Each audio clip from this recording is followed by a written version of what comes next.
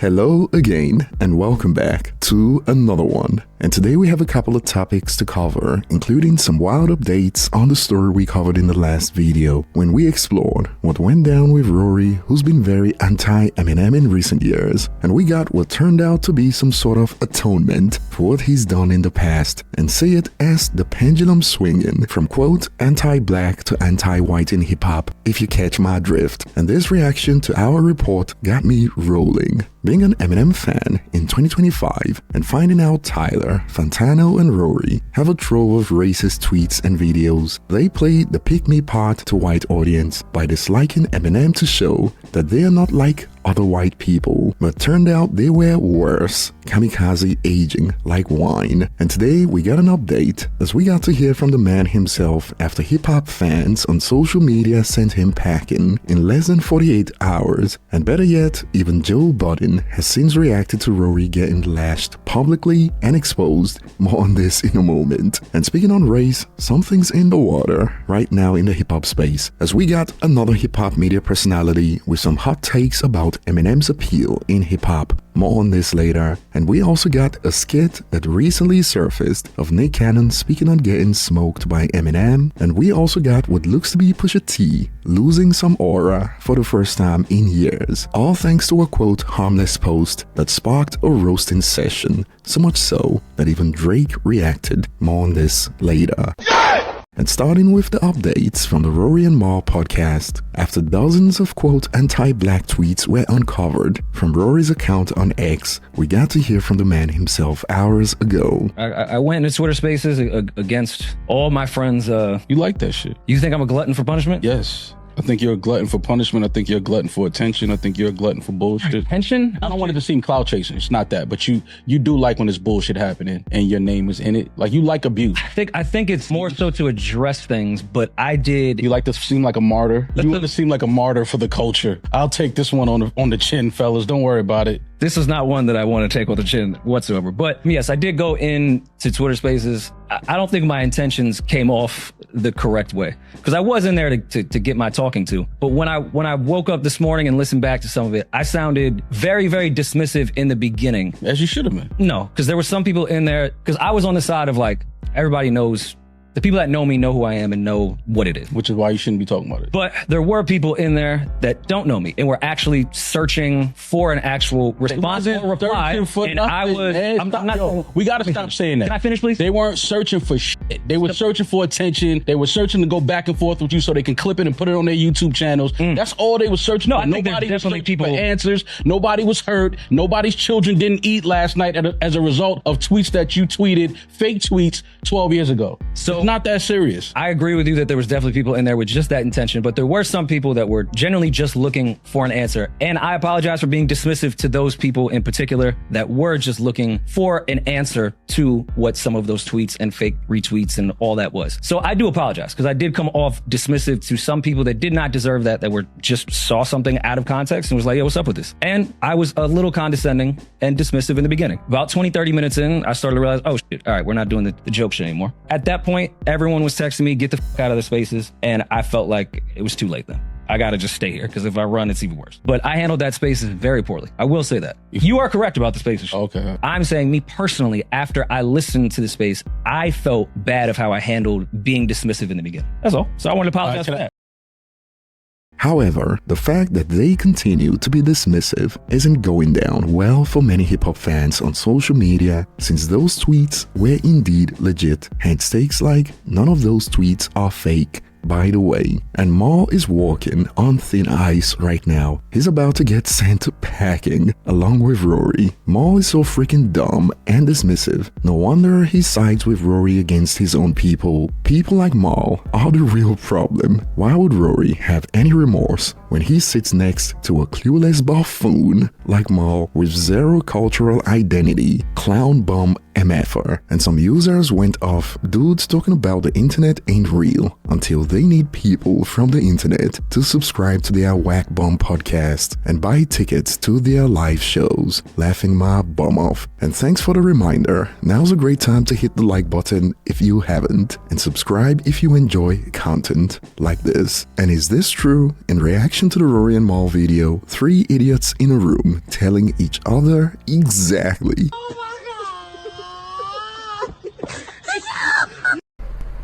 And now even Joe Budden, who was dragged in when things got hot for Rory on X a few hours ago, had this to add on this matter from the Joe Budden podcast. Particularly for the dismissiveness with which he had dealt with the opening part of that conversation. In the spaces. In the spaces. Dismissive, smug, condescending, snarky, arrogant, snarky. What? His position was, anybody that knows me knows that I don't hate black people, I'm not a racist, yada, yada, yada. People were trying to tell him, we all don't know you. Right, and this is how these tweets come off. A lot of the tweets were a lot worse than the looking in my rim rap lyric part that Mark I want to mentioned. know the worst. I wouldn't read them. I don't feel comfortable. I wouldn't even read them. But they were pretty bad. So I think people were just trying to hold him accountable and get him to at least acknowledge that in them resurfacing, there are people that weren't around back then that are hurt, that feel a way, that listen to you, that follow you, that look up to you, yada, yada, yada, all of the bells and whistles. Even the people that do know you, they still be hurt about it. Even if they, like, people get hurt by stuff like that, especially when they support you. I think some people gave him grace because they know him. I can't know a white boy enough that he can't say,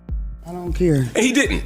Oh, well, I'm just saying, I use it as an example. Yeah, I just want to be clear. I can't know for a the white person enough that they could do racist shit, but whatever. The more tweets I saw, the more I was like, yeah, that's even if I'm being generous, that's too much. And mentioning Beyonce doesn't ever stop things from growing legs. Yeah. So that's its own. He mentioned Beyonce? Yeah. Yeah, the Beyonce tweet. Yeah. Rory's getting shit off. Yeah, 2011 was a different time. Y'all agree that Twitter was like a whole nother place back then? It was. It was. Yeah. It was. It was.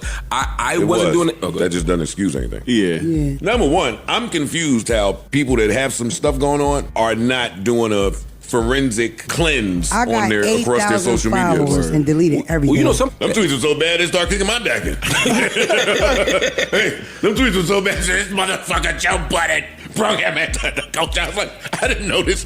2011. I had no idea who he was in 2011. Yeah. But I think Rory's racist? No. Of course not. And Joe isn't getting a pass with the excuse about how he didn't know him in 2011. Nah, there were many tweets as recent as 2018, and more, some of the tweets were when he knew him though, lol. I mean, even Rory knew it was time to nuke his account on X, cause it kept getting worse by the hour, especially after the tweets aimed at Beyonce got reported by TMZ. And this leads us to our next point. Twitter just got done smacking Rory. Now it is Pusha's turn, laughing my bum off. And it turns out, after years of aura farming, Pusha T landed in hot water over a quote harmless post. And it is crazy how things that can take decades to build can be destroyed in a couple of characters on the internet. Or perhaps people may be overreacting. I'll leave it up to you guys to decide. But here it goes. Pusha T recently announced that he and his wife are expecting their second child,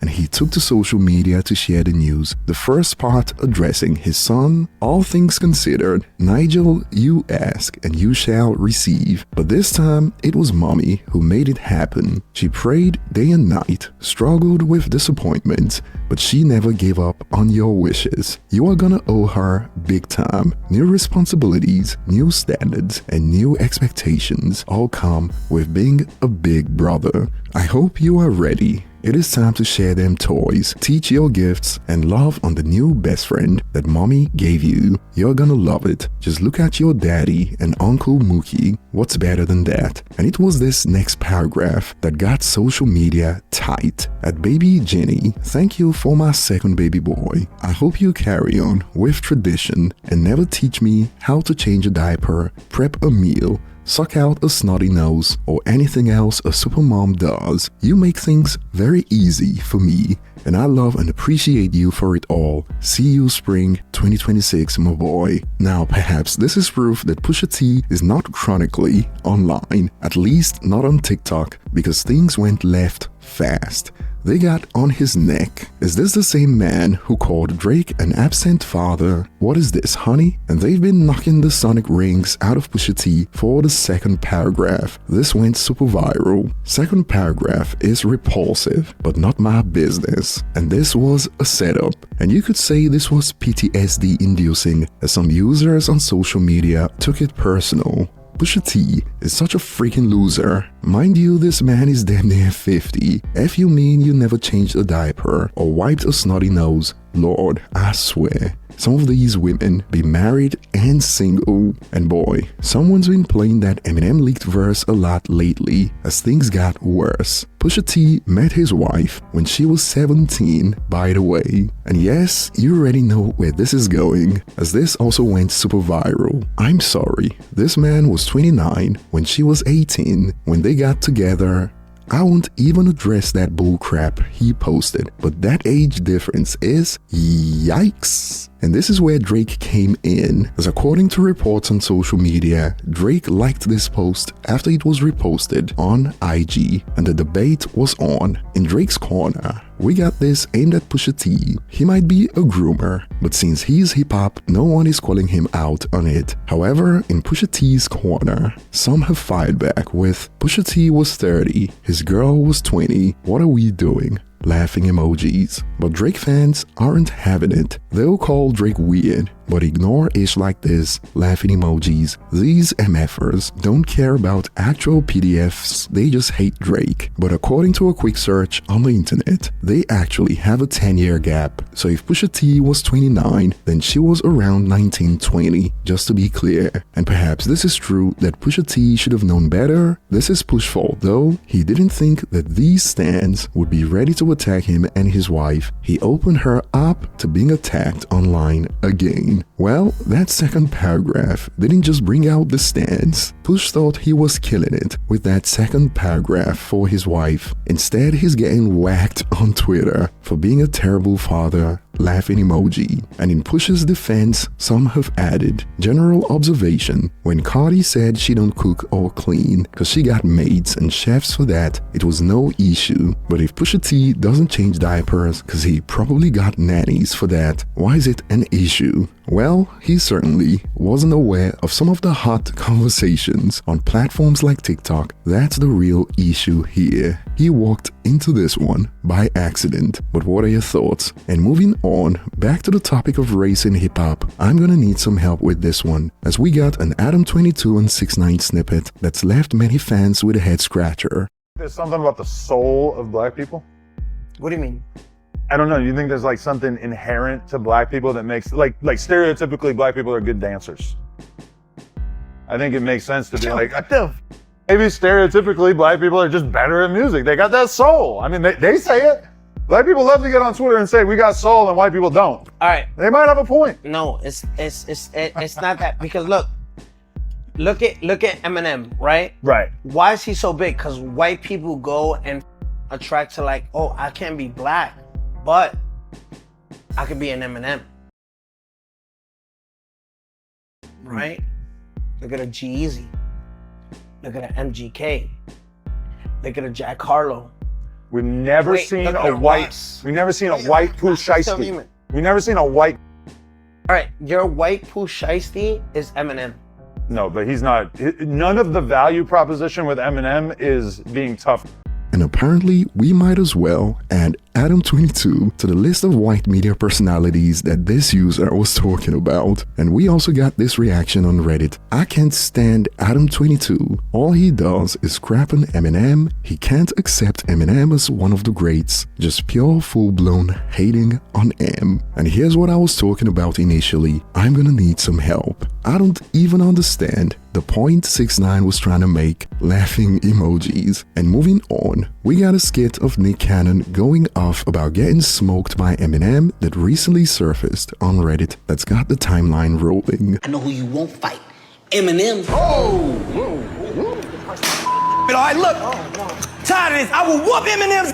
Alright, I ain't scared of him. Matter of fact, I'll whoop any white boy name who start with him. Macaulay Culkin, Matthew McConaughey, Melody Griffith.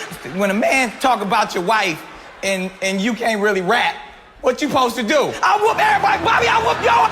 What the kid do? Wait, hold on. Now that's the juice. Now, this was reportedly a skit made by the cast from the show The Real Husbands of Hollywood, a segment from the BET Awards, apparently, and this sparked reactions like, at least Nick can laugh at himself. And more, not only was this unironically hilarious, but I also respect the fact that he's being a good sport about it and is making fun of himself just cause it is funny. And that will be all for today. And I'll be looking forward to your thoughts in the comments section. Thanks for watching, and I will see you on the next one. I know who you won't fight. Eminem. Oh!